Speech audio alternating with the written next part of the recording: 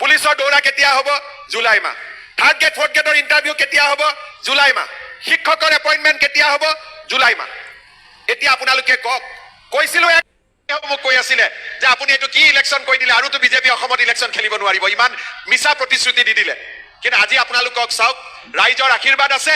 আজিলৈকে আমি ৯৭,০০০ চাকৰি আমি দি দিলো। এতিয়া চাকৰি নামত কোনোবা দালাল আছে? দালাল বিলাক গাঁতত সোমাই গ'ল, কোনো দালালি নাই। এতিয়া দালাল পালে থাপ্পৰ, কোনো অসমত দালাল নচলিব। চাকৰি নামত কোনো দালাল বন্ধ। এতিয়া চাওক, ১ লাখ চাকৰি ২-৩ দিনত হৈ যাব, কিন্তু আমাৰতো বহুত ল'ৰা এতিয়াও বেকাৰ হৈ থাকি যাব, হয়নে নহয়? সেইকাৰণে ১ লাখ চাকৰি চেঞ্জ হৈ যোৱাৰ লগে লগে আমি আৰু ৩৫,০০০ চাকৰি আমি খুলি দিম। পুলিচৰ দৌৰা কেতিয়া হ'ব? জুলাই মাহ। থাৰ্ড গ্ৰেড ফৰ্থ গ্ৰেডৰ ইণ্টাৰভিউ কেতিয়া হ'ব? জুলাই মাহ। শিক্ষকৰ এপইণ্টমেণ্ট কেতিয়া হ'ব?